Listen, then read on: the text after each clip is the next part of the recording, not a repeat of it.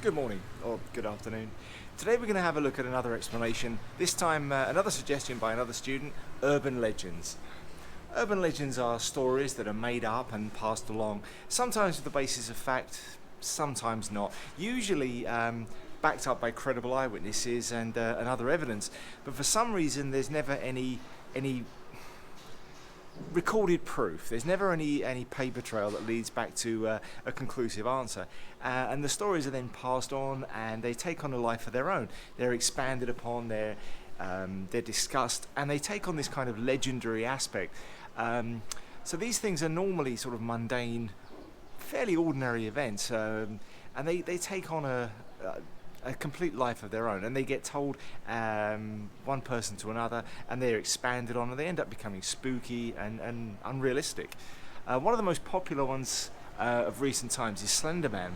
And now Slender Man is it's a pretty common urban myth, urban legend, and it started out as a competition to make an artwork, a photograph, spooky. So somebody literally photoshopped in a monstrous character, the Slender Man, and it became a piece of internet nonsense. It was shared out in a competition, but it somehow took on a life of its own, and there was actually a murder, well, an attempted murder based on it. A couple of girls tried to stab another girl and leave her in a forest as an offering to Slender Man. The girl in question, an American, obviously, was tried and discovered that she had schizophrenia. The other one was diagnosed with mass psychosis. So the pair of them were found basically innocent. So this girl was stabbed almost to death at 19 and just left in a forest to die, and the American justice system said, well, that's okay. These things take on a life of their own. People tend to believe stories that are passed down from other people depending on the credibility of the person telling them. Again, something we need to be very careful of when we're told things by people that we believe we can trust. And this is something we've talked about before. You've got to be very careful who you believe and who you trust. There's probably only about 2 or 3 people in the world I respect enough to actually seek out their opinion, because I know that they do their research, they find out for themselves.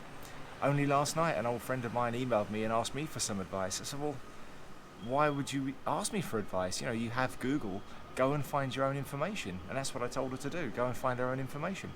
People don't do that.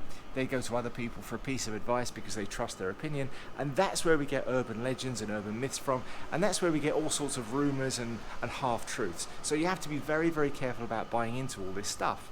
Now, most urban legends, as I said, they do have some kind of basis in fact. There are multiple eyewitnesses in many cases, there are stories passed along and expanded upon, but there's usually some kind of root to them. There's usually some kind of story at the core. It's usually not as fantastic or as otherworldly as told in the urban legends. It's usually something fairly more grounded. An example of that would be the Mothman prophecies, where a 10-foot tall giant bird-like creature with human features swooped down and nearly attacked people. Multiple eyewitness accounts, glowing red eyes, and it told of it's supposed to prophesy the collapsing of a bridge and multiple deaths. Later research suggests that it was just an owl and that people had panicked. Stories that spread around and people were just misrepresenting a big bird.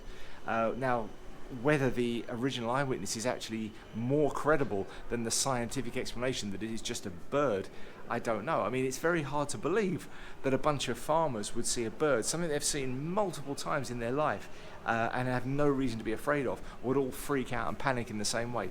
And that's what we've got. We've got these stories where there's no solid proof, one way or the other, but nobody takes it very seriously, and you've got to decide which side you fall on.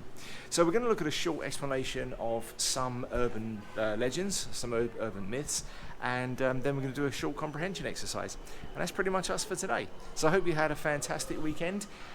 Let's have a look at some urban legends.